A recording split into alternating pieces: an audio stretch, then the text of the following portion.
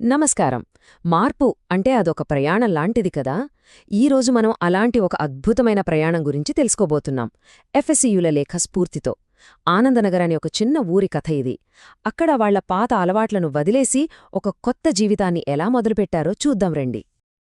ఆ ఊరి పేరు ఆనందగర్, అంటే ఆనందాల నగరం అని అర్థం. భలే ఉంది కదా పేరు. కాని పేరులో ఉన్న ఆనందం ఊరిలో మాత్రం లేదు. పైకి చూస్తే అంతా ప్రశాంతంగానే కనిపిస్తుంది, కాని లోపల మాత్రం ఎన్నో సమస్యలు, ఎంతో అశాంతి. పైకి కనిపించే ఆ ముసుగు వెనుకున్న అసలు కథ ఏంటో ఇప్పుడు చూద్దాం.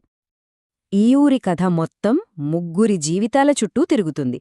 ఒకరు రాబర్ట్, ఒకప్పుడు దొంగ, కాని ఇప్పుడు ఎలాగైనా మంచివాడిగా మారిపోవాలని చూస్తున్నాడు. రెండోది షారా, తన మాటలతో అనుకోకుండానే ఎదుటివాళ్లని బాధపెడుతుంది. ఇక మూడో వ్యక్తి పౌలు, ఊర్లో అందరికీ గౌరవమైన పెద్దాయన, ప్రేమతో జ్ఞానంతో దారి చూపిస్తుంటారు. సరే మరి, వీరి జీవితాలు ఒకదానితో ఒకటి ఎలా ముడిపడ్డాయో చూద్దామా? మనం మొదటగా చూసే కథ చేతుల కథ. ఒకప్పుడు పాపం చేయడానికి వాడిన చేతులే పుణ్యం చేయడానికి ఎలా ఉపయోగపడ్డాయో చూద్దాం. ఇది రాబర్ట్ కథ. ఇక రాబర్ట్ విషయానికి వస్తే, అతని జీవితం మొత్తం దొంగతనమనే చీకటిలో కూరుకుపోయిందనమాట. రాత్రి అయితే చాలు ఇళ్లల్లో పడి దొంగతనాలు చేయడం. మరి పగలంటారా? చేసిన పాపానికి మనస్సాక్షి గొంతు నులిమేస్తుంటే ఆ బాధతో నలిగిపోవడం. ఆ అపరాధ భావం అతన్ని ప్రతిక్షణం వెంటాడుతూనే ఉండేది. కానీ ఒక రాత్రి రాబర్ట్ జీవితం అనుకోని మలుపు తిరిగింది. ఒక పేద ముసలాయన ఇంట్లోకి దొంగతనానికి వెళ్లాడు. అక్కడ ఏముంటుందిలే అనుకున్నాడు. కాని అక్కడ అతనికి ఒకే ఒక్క రూపాయి నాణం కనిపించింది. అది ఆ ముసలాయన కష్టపడి సంపాదించుకున్నది. ఆ ఒక్క నాణం చూడగానే ఎందుకో రాబర్ట్ గుండె కరిగిపోయింది. బస్, ఆ క్షణమే రాబర్ట్ ఒక నిర్ణయం తీసుకున్నాడు. ఇప్పటిదాకా తీసుకున్నది చాలు, ఇకపై ఇవ్వడం మొదలుపెట్టాలి, నా చేతులతో ఏదైనా సృష్టించాలి అని గట్టిగా అనుకున్నాడు.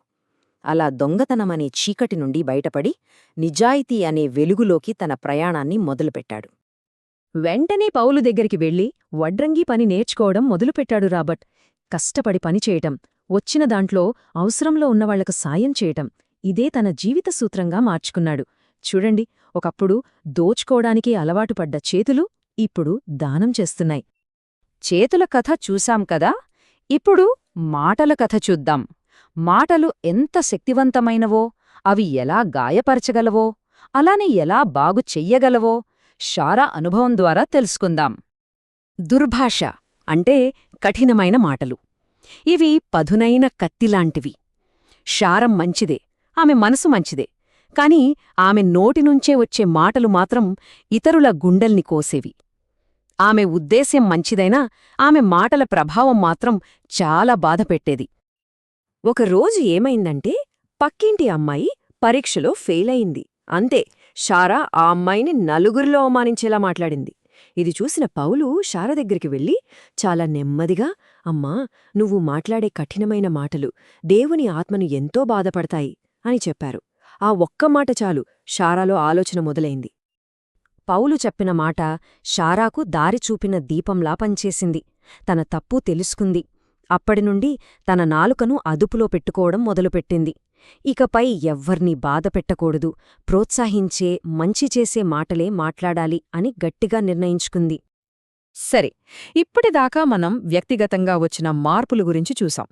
ఇప్పుడు ఆ ఊరి మొత్తాన్నే పట్టిపీడిస్తున్న ఒక పెద్ద సమస్య గురించి, ద్వేషంతో నిండిన హృదయాలు క్షమించడం ఎలా నేర్చుకున్నాయో చూద్దాం. ఆనందనగర్లో 2 కుటుంబాల మధ్య ఓ భూవివాదం, అది కూడా తరతరాలుగా నడుస్తోంది. ఆ ఒక్క గొడవ వల్ల ఊరు మొత్తం రెండుగా చీలిపోయింది. వాళ్ల ఇళ్ల మధ్య ఉన్న ఆ పగులు వాళ్ల మనస్సుల్లో ఉన్న పగకు అచ్చమైన నిదర్శనంలా ఉండేది. ఆ ఒక్క గొడవ ద్వేషం, కోపం, క్రోధం, అల్లర్లు, ఒకరినొకరు తిట్టుకోవడం, ఇలాంటి ఎన్నో చెడు భావనలకు కారణమైంది. ఈ నెగటివిటీ మొత్తం ఊర్లో శాంతి లేకుండా చేసేసింది. అందరి హృదయాలు ఆ ద్వేషంతో నిండిపోయాయి. ఆ పగ, ఆ చేదు అనుభవం ఊరి గుండెలో గుచ్చుకున్న ఒక ముల్లులా తయారైంది. ప్రతి క్షణం నొప్పి పెడుతూనే ఉంది. అందరూ కలిసేలోపు ఆ సమాజం యొక్క పరిస్థితి అచ్చం ఇలాగే ఉండేది. ఇప్పుడు తనలో వచ్చిన మార్పు రాబర్ట్కొక ధైర్యాన్నిచ్చింది. దాంతో నేరుగా ఆ 2 కుటుంబాల పెద్దల దగ్గరికి వెళ్ళాడు. వెళ్ళి ఏమన్నాడో తెలుసా? చూడండి, నేనొక దొంగని. అలాంటి నేనే నా పాపాలన్నీ వదిలేసి కొత్త జీవితం మొదలుపెట్టాను. మరి మీరు? తరతరాలుగా పట్టుకు వేలాడుతున్న ఈ పాత కోపాన్ని ఎందుకు వదులుకోలేకపోతున్నారు అని సూటిగా అడిగాడు. ఆ మాటలు వాళ్ల మనసుల్లో గట్టిగా నాటుకున్నాయి.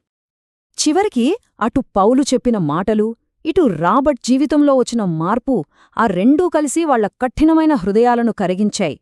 ఆ 2 కుటుంబాలు ఒకరినొకరు క్షమించుకోడానికి ముందుకొచ్చాయి. ద్వేషం పోయి దయ, కరుణ, క్షమాపణ వచ్చాయి. అలా ఆ ఊరిలో ఒక కొత్త అధ్యాయం మొదలైంది. ఇక మనం కథ ముగింపుకొచ్చేస్తున్నాం. ఈ 3 మార్పుల వల్ల ఆనందనగర్ ప్రజలు అసలైన ఆనందాన్ని ఎలా కనుక్కున్నారో ఇప్పుడు చూద్దాం. నిజమైన ఆనందానికి దారి 3 మెట్లలో దొరికిందనమాట.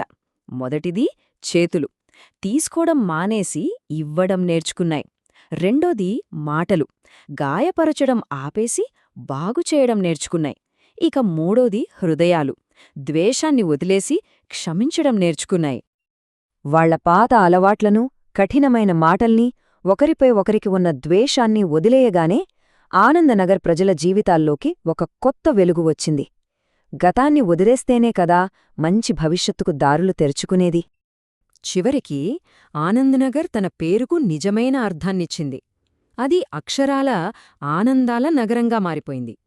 చూసారా, ప్రజల హృదయాల్లో చిన్న మార్పొస్తే అది ఊరి రూపురేఖలనే మార్చేస్తుంది. మరి మన జీవిత ప్రయాణంలో కూడా అంతే కదా? నిజమైన ఆనందమనేది మన చుట్టూ ఉన్న పరిస్థితుల మీద కాదు, మనం నడవడానికి ఎంచుకున్న దారిమీదే ఆధారపడి ఉంటుందేమో. ఒక్కసారి ఆలోచించండి.